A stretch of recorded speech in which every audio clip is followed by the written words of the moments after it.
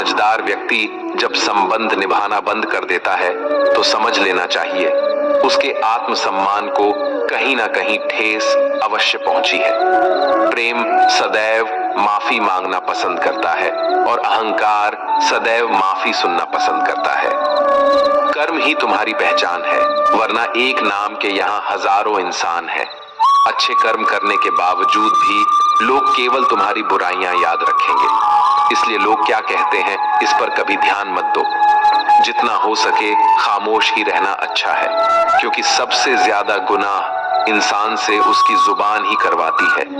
जो पुरुष ना किसी से द्वेष करता है और ना किसी चीज की आकांक्षा करता है, वैसा कर्मयोगी पुरुष सन्यासी के समान है और वो पुरुष सुखपूर्वक सांसारिक बंधन से मुक्त हो जाता है।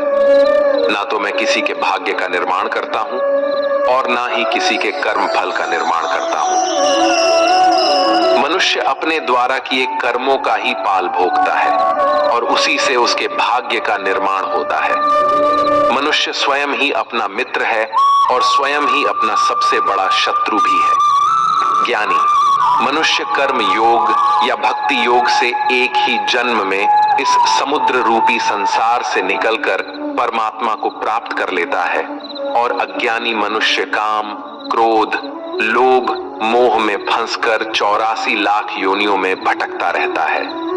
भगवान श्री कृष्ण कहते हैं, भगवत प्राप्ति के लिए कर्म करने वाला कोई भी मनुष्य दुर्गति को प्राप्त नहीं होता है। इस लोक में या परलोक में वो जहां भी रहता है वो परमात्मा के मार्ग में आगे ही बढ़ता रहता है। किसी को धोखा देना एक कर्ज है जो आपको किसी और के हाथों एक दिन जरूर मिलेगा। एक अच्छी नजर वही है जो सिर्फ अपनी कमियां और दूसरों के गुण तलाश करती है। कभी उस व्यक्ति पर भरोसा मत करो जो वक्त के साथ स्वभाव बदल लेते हैं। जीवन में कभी किसी से अपनी तुलना मत करो। तुम जैसे हो सर्वश्रेष्ठ हो। सबको अपना जीवन बदलने के लिए समय मिलता है, परंतु समय बदलने के लिए दोबारा जीवन नहीं मिलता है। जो होने वाला है वो होकर रहता है और जो नहीं होने वाला है वो कभी नहीं होता। ऐसा निश्चय जिनकी बुद्धि में होता है उन्हें चिंता कभी नहीं सताती है। जिनकी बुद्धि माया ने हर ली है, जो जानबूझकर पाप कर्मों में ही लिप्त है, जो मुझे जानने की चेष्टा भी नहीं करते, ऐसे मनुष्य को जीवन में और जीवन के बाद के जीवन में भी कष्टों से मुक्ति नहीं मिल पाता है। जो मनुष्य अंतकाल में भी मुझको स्मरण करता हुआ शरीर त्यागता है वो मेरे परम धाम को प्राप्त होता है, इसमें कोई संशय नहीं है। देवताओं को पूजने वाले देवताओं को प्राप्त होते हैं, पितरों को पूजने वाले पितरों को प्राप्त होते हैं, भूतों को पूजने वाले भूतों को प्राप्त होते हैं और मेरा पूजन करने वाले भक्त मुझको ही प्राप्त होते हैं। इसलिए मेरे भक्तों का पुनर्जन्म नहीं होता। जो कोई भक्त मेरे लिए प्रेम से पत्र, पुष्प, फल, जल आदि अर्पण करता है, उस शुद्ध बुद्धि भक्त का प्रेम पूर्वक अर्पण किया हुआ वह पत्र, पुष्प में सद्गुण से प्रकट होकर प्रेम पूर्वक खाता हूँ। तू जो कर्म करता है, जो खाता है, जो हवन करता है, जो दान देता है और जो तप करता है, वो सब मुझे अर्पण कर। मैं तुम्हें मुक्ति प्रदान करूंगा। मेरे लिए ना तो कोई प्रिय है और ना ही अप्रिय, परंतु जो भक्त मुझको प्रेम से भजते हैं वो मुझ में है और मैं उनमें हूँ। यदि कोई दुराचारी भी अनन्य भाव से मेरा भक्त बनकर मुझको भजता है तो वह पुरुष भी साधु के समान है, क्योंकि उसने भली भांति निश्चय कर लिया है कि परमेश्वर के भजन के समान अन्य कुछ भी नहीं है। स्त्री, वैश्य, शूद्र, भूत, पिशाच, चंडाल कोई भी हो, वो मेरी शरण में आकर परम गति को प्राप्त होते हैं। अच्छी नीयत से किया गया काम कभी व्यर्थ नहीं जाता है और उसका फल आपको जरूर मिलता है। जीवन की सबसे बड़ी गलती वही होती है जिस गलती से हम कुछ सीख नहीं पाते हैं। तुम आज जो भी कर्म कर रहे हो उसका फल तुम्हें कल प्राप्त होगा और आज जो तुम्हारे पास है वो तुम्हारे द्वारा किए गए कर्मों का फल है। जो मनुष्य श्रद्धा भाव से मेरी भक्ति करता है, मैं उसे वो हर चीज देता हूँ जो उसके पास नहीं है और जो उसके पास है मैं उसकी रक्षा भी करता हूँ। जीवन कठिन तब लगता है जब हम स्वयं में बदलाव करने के बजाय परिस्थितियों को बदलने का प्रयास करते हैं। मनुष्य को उस सुख का त्याग कर देना चाहिए जो किसी के दुख का कारण बनता है। जिस समय कोई समस्या जन्म लेती है उसके साथ उसका समाधान भी जन्म लेता है। हृदय से जो दिया जा सकता है वो हाथ से नहीं दिया जा सकता है, और मौन से जो कहा जा सकता है वो शब्दों से नहीं कहा जा सकता है। चीजों की कीमत मिलने से पहले होती है और इंसानों की कीमत खोने के बाद होती है। शास्त्र केवल शरीर को घायल कर देते हैं किंतु शब्द आत्मा को भी घायल कर देते हैं। जब विरोधियों का पलड़ा भारी हो तो विजय पाने के लिए कूटनीति का रास्ता अपनाओ। दुनिया में केवल माता और पिता ही ऐसे इंसान हैं जो चाहते हैं कि हमारे बच्चे हमसे भी ज्यादा कामयाब हों। जब इंसान की जरूरत बदल जाती है तब इंसान के बात करने का तरीका भी बदल जाता है। जो व्यक्ति अपनी गलतियों के लिए स्वयं से लड़ता है उसे कोई भी नहीं हरा सकता। जिस मनुष्य के हृदय में सच्ची मानवता हो उसकी सोच हमेशा यही होगी कि मुझे मिला हुआ दुख किसी को नहीं मिले और मुझे मिला हुआ सुख सबको मिले। मीठा झूठ बोलने से अच्छा है कड़वा सच बोला जाए। इससे आपको सच्चे शत्रु जरूर मिलेंगे लेकिन झूठे मित्र नहीं। बुरे कर्म करने नहीं पड़ते हो जाते हैं और अच्छे कर्म होते नहीं करने पड़ते हैं। कोई सराहना करे या निंदा लाभ तुम्हारा ही है। प्रशंसा प्रेरणा देती है और निंदा सुधरने का अवसर। हमारे तामसिक गुण हमारे अंदर हीन भावना पैदा करके हमें खुद को उदास और नुकसान पहुंचाते हैं, और हमारे राजसिक गुण हमें ईर्ष्यालु और लोभी बना देते हैं। भगवान श्री कृष्ण कहते हैं हर मनुष्य को तामसिक और राजसिक गुणों को खत्म करके अपने सात्विक गुणों से परिचित होना पड़ेगा। सात्विक गुण वो है जो आत्मा को अपने आस पास की हर चीज से जोड़े रखता है और उन्हें प्यार करना सिखाता है। तुम्हारा क्या गया जो तुम रोते हो? तुम क्या लाए थे जो तुमने खो दिया? तुमने क्या पैदा किया था जो नष्ट हो गया? तुमने जो लिया यहीं से लिया, जो दिया यहीं पर दिया। जो आज तुम्हारा है कल किसी और का होगा, क्योंकि परिवर्तन ही संसार का नियम है और समय के साथ संसार में हर चीज परिवर्तन के नियम का पालन करती है।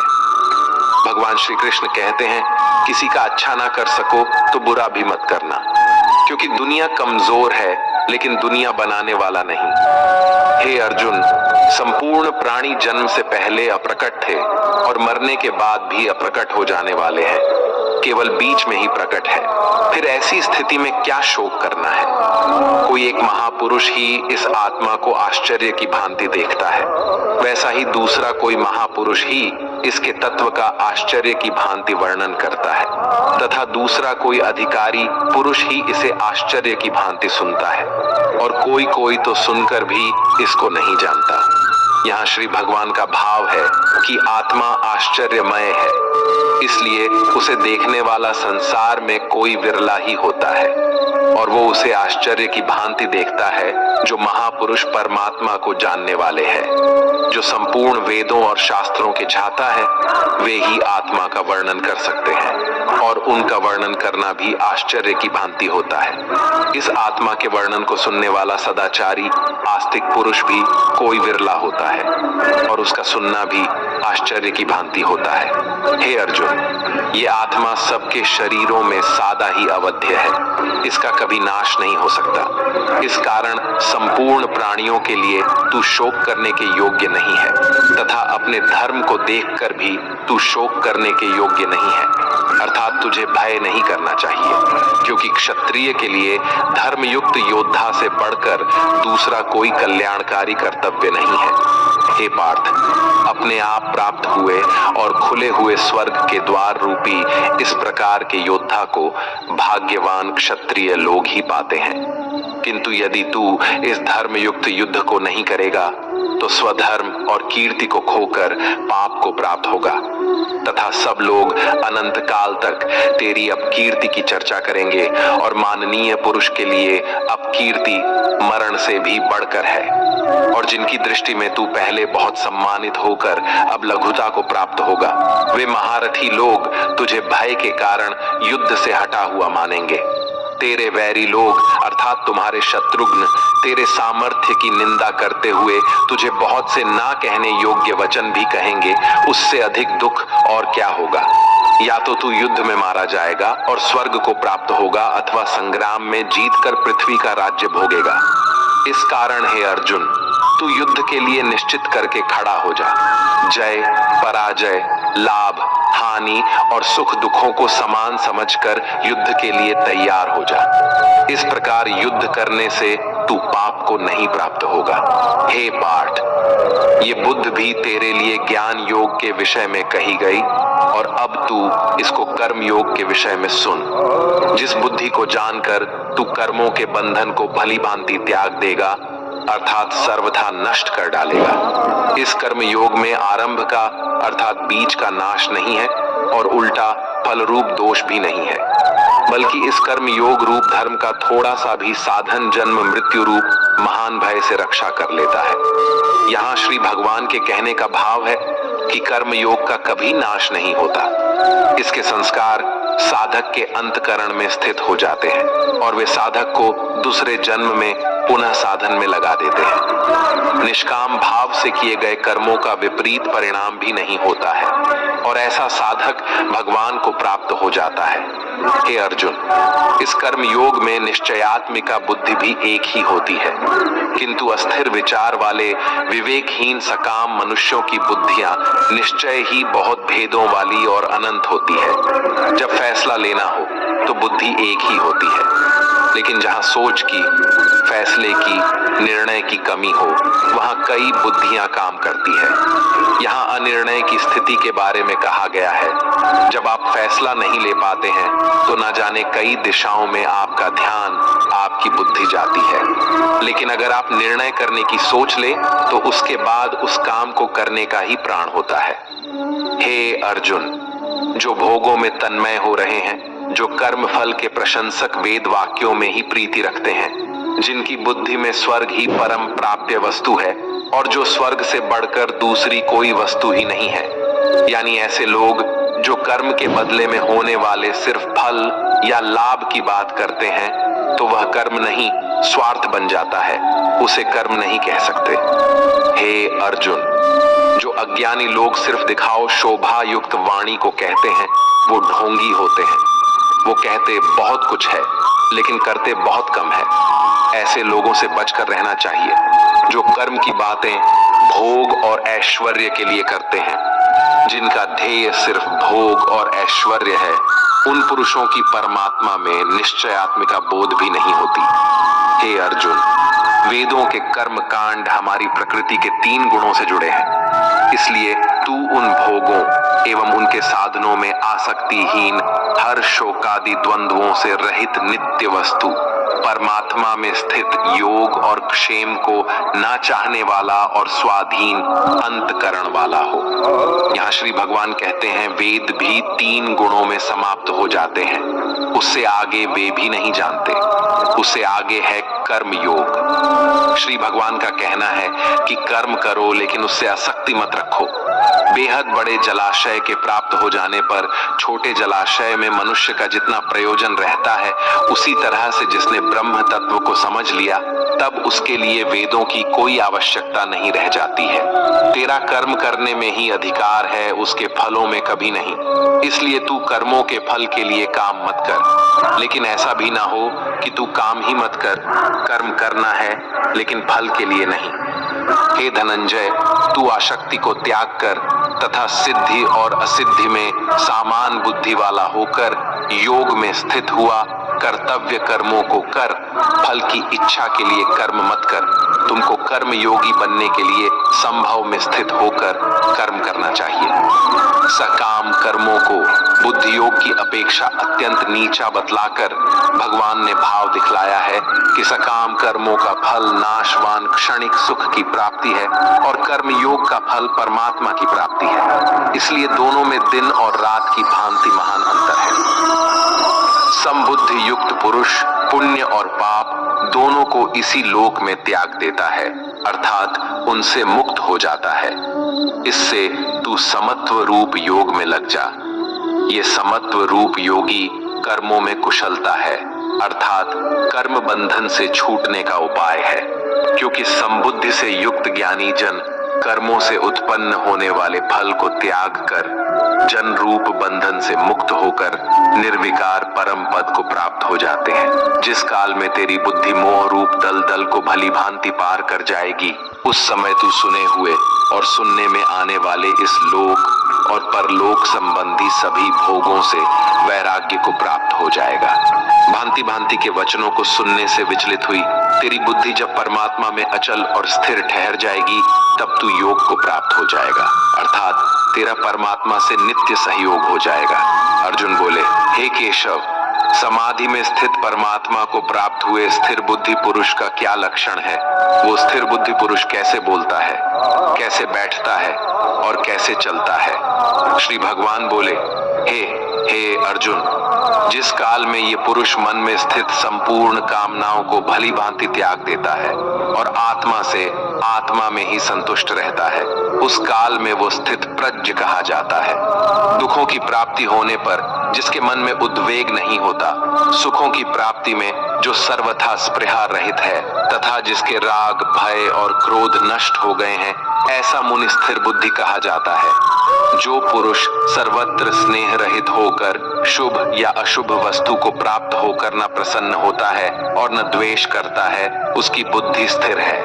कछुआ सब ओर से अपने अनुभवों को जैसे समेट लेता है, वैसे ही जब ये पुरुष इंद्रियों के विषयों से इंद्रियों को सब प्रकार से हटा लेता है, तब उसकी बुद्धि भी स्थिर है, ऐसा समझना चाहिए। इसलिए साधक को चाहिए कि वो उन संपूर्ण इंद्रियों को वश में करके समाहित होकर मेरा ध्यान करे, क्योंकि जिस पुरुष की इंद्रियां वश में होती है, उसी की बुद्धि स्थिर हो जाती है। विषयों का चिंतन करने वाले पुरुष की उन विषयों में आसक्ति हो जाती है। आसक्ति से उन विषयों की कामना उत्पन्न होती है और कामना में विघ्न पड़ने से क्रोध उत्पन्न होता है। क्रोध से भ्रम पैदा होता है। स्मृति में भ्रम हो जाने से बुद्धि का नाश हो जाता है और बुद्धि का नाश हो जाने से उस पुरुष का पतन हो जाता है। जिस प्रकार हवा के झोंके नाव को भटका देती है, ठीक उसी प्रकार मनुष्य की इंद्रियां उसकी बुद्धि को भटका देती है। इसलिए है महाबाहो, जिस पुरुष की इंद्रियां उसके बस में होती है, उसी की बुद्धि स्थिर है। भगवान श्री कृष्ण कहते हैं, जिस प्रकार समुद्र की स्थिति अचल है, भारी से भारी आंधी तूफान आने पर या अनेक नदियों के जल प्रवाह उसमें प्रविष्ट होने पर भी वो अपनी स्थिति से विचलित नहीं होता, मर्यादा का त्याग नहीं करता, उसी प्रकार परमात्मा के स्वरूप में स्थित योगी की स्थिति भी सर्वथा अचल होती है। बड़े से बड़े सांसारिक सुख दुखों का सहयोग वियोग होने पर भी उसकी स्थिति में जरा भी अंतर नहीं पड़ता। वह योगी परमात्मा में नित्य निरंतर अटल और एकरत स्थिर रहता है। जो मनुष्य संपूर्ण कामनाओं को त्याग कर ममता रहित, अहंकार रहित और स्पृहा रहित होकर विचरण करता है, वही मनुष्य शांति को प्राप्त कर पाता है। जो मनुष्य मुझसे परम प्रेम करके इस परम रहस्य युक्त गीता शास्त्र को मेरे भक्तों में कहेगा, वो मुझको ही प्राप्त होगा, इसमें कोई संदेह नहीं है। उससे बढ़कर मेरा प्रिय कार्य करने वाला मनुष्य में कोई भी नहीं है, तथा पृथ्वी भर में उससे बढ़कर मेरा प्रिय दूसरा कोई भविष्य में होगा भी नहीं। जो मनुष्य श्रद्धायुक्त दोषियों से रहित होकर इस गीता शास्त्र का श्रवण भी करेगा, वह भी सभी पापों से मुक्त होकर मेरे परम धाम को प्राप्त होगा। जीवन मिलना भाग्य की बात है, मृत्यु होना समय की बात है, पर अंतिम मृत्यु के बाद भी लोगों के दिलों में जीवित रहना ये तो आपके कर्मों की बात है। दूसरों की छाव में खड़े होकर तुम अपनी परछाई खो देते हो। अपनी परछाई बनाने के लिए तुम्हें स्वयं धूप में खड़ा होना पड़ेगा। अशांत, तुम इसीलिए हो जो गैर जरूरी नहीं है, तुम उन्हीं के पीछे पड़े हो। जीवन बांसुरी की तरह है, जिसमें बाधाओं रूपी कितने छेद क्यों ना हो, जिसको उसे बजाना आ गया, उसे जीवन जीना आ गया। एक बार भरोसा टूटने के बाद रिश्तों में बात तो होती है, मगर रिश्ते में वह बात नहीं होती। कलम तभी साफ और अच्छा लिख पाती है जब वो थोड़ा रुक कर चलती है। वही हाल जिंदगी में इंसान का है। सुना था दर्द का एहसास अपनों को होता है, पर जब दर्द ही आपने दें तो एहसास कौन करे। तमन्नाएं भी उम्र भर काम नहीं होंगी, समस्याएं भी कभी हल नहीं होंगी, फिर भी हम जी रहे हैं बरसों से इस तमन्ना में कि मुश्किल जो आज है शायद कल नहीं होंगी। शब्द और व्यक्तित्व एक ही होते हैं, बस अर्थ बदल जाते हैं। जो हमसे प्यार करते हैं उनके लिए हम हमेशा सही होते हैं, और जो लोग दिखावा करते हैं उनके लिए हमेशा गलत। खुश रहना है तो जिंदगी के फैसले अपनी परिस्थितियों को देख कर लें। दुनिया को देखकर जो फैसले लेते हैं वो दुखी ही रहते हैं। कोई कुछ भी कहे, बस अपने आप को शांत रखो, क्योंकि सूरज की किरणें कितनी भी तेज क्यों ना हो, समुद्र सूखा नहीं करते। एक ने शिकायत की कि है मेरे ईश्वर, बड़ी मुश्किल से मैंने घोंसला बनाया था, आपने तूफान भेज दिया और मेरा घर उजड़ गया। ऊपर से आवाज आई, तेरे घोंसले में सांप आया था तुझे खाने के लिए, इसलिए तूफान भेजा था ताकि तुम जाग जाओ और उड़ सको और तुम्हारी जान सुरक्षित रहे। हमारी जिंदगी में कितनी मुसीबतें आती हैं, हमें पता भी नहीं होता कि हमारा परमात्मा हमें किस तरह परेशानी से बचाता है। अगर तुम्हें लगता है कि परमात्मा तुम्हें कष्ट के पास ले आए हैं, तो भरोसा रखिए वो तुम्हें कष्ट के पार भी ले जाएंगे। मन की पीड़ा का कोई अंत नहीं, इसलिए दूसरों को कोसने से कोई लाभ नहीं है। इसका सबसे सरल उपाय है कि अपने मन को ईश्वर को समर्पित कर दो। ईश्वर के साथ जुड़ते ही जीवन में खुशियों का, सुकून का, संयम का, सहन शक्ति का, प्रेम का, नई ऊर्जा का, जीवन के सही राह का, संतुष्टि का आरंभ जरूर हो जाता है। और हमारा मन पीड़ा से कैसे मुक्त होता है पता भी नहीं चलता। अगर प्रभु तुमसे ज्यादा इंतजार करवा रहे हैं तो तैयार रहना, वो उससे कहीं ज्यादा देने वाले हैं जितना तुमने मांगा है। जिस तरह लोग मुर्दे इंसान को कंधा देना पुण्य समझते हैं, काश इस तरह जिंदा इंसान को सहारा देना पुण्य समझने लगते तो जिंदगी आसान हो जाती। मत सोच इतना कि जिंदगी के बारे में, जिसने जिंदगी दी है उसने भी तो कुछ सोचा होगा ना। आपका बीता हुआ कल भले ही कष्टों से भरा हुआ हो, पर आने वाला कल आपके हाथों में है। मन अंधा होता है, इसके पास अपना कोई ज्ञान नहीं होता। मन कुछ नहीं जानता और ना ही सही मार्गदर्शन करता है, इसलिए आप अंधे मन की बातें मानकर जरूरी कामों को टालना बंद कीजिए। आप हमेशा अपनी बुद्धि से काम लीजिए, मन से नहीं, क्योंकि अंधा मन हमेशा आपको जरूरी कामों को करने से रोक देता है। जब आप बुद्धि के जरिए जरूरी कामों को करना शुरू कर देंगे तो धीरे धीरे आपका मन आपका मित्र बनता चला जाएगा। लेकिन अभी आपका मन आपका दुश्मन बना हुआ है, जो आपको दिन पे दिन बर्बाद कर रहा है। मन से सोचे, कार्यों को मुंह से बाहर मत निकालो। जिस प्रकार किसी गुप्त मंत्र की रक्षा करते हैं, उसी प्रकार अपने बड़े लक्ष्यों को मन में रखकर उसकी रक्षा करो। गुप्त रहकर उस पूरे काम को करो और तभी बोलो जब काम पूरा हो जाए, क्योंकि अधिकतर लोग अपनी तकलीफ से दुखी नहीं है जितना दूसरों की तरक्की देखकर दुखी है। जब भी कोई बड़ी बात बड़े लक्ष्य की हो, केवल उन बातों को उन लोगों से बांटिए जो उस बातों को अपने भीतर बचाकर रखने का हौसला रखते हो। यदि कभी आर्थिक स्थिति कमजोर हो जाए, यदि कभी बड़ा नुकसान हो जाए, यदि कभी सब कुछ चोरी हो जाए, नष्ट हो जाए, उस बात को अपने अंदर बचाकर रख लेना। अपनी कमजोर आर्थिक स्थिति की जानकारी अपने मित्रों को या रिश्तेदारों को भी मत देना। सहानुभूति पाने के लिए 4 आंसू मत गिरना, क्योंकि याद रखो, अंदर भले ही कम हो लेकिन बाहर पूरा दम हो। क्योंकि यदि लोगों को पता चल जाएगा कि आपके पास पैसों की कमी है, आर्थिक स्थिति की दिक्कत है, वो अपना पैसा आपके व्यवहार से निकाल लेंगे और समय से पहले आप खत्म हो जाएंगे। क्योंकि ये प्रकृति का नियम है, जिसके पास पैसा है उसे वो पैसा मिलता है और पैसा पाने के लिए पैसा दिखाना पड़ता है। तो जब आर्थिक स्थिति कमजोर हो तो ज्यादा मुस्कुराएं और ज्यादा सशक्त दिखाइए, क्योंकि लोग उतना ही समझ पाते हैं जितना आप उनको दिखाते हैं। ऐसे ही जीवन बदलने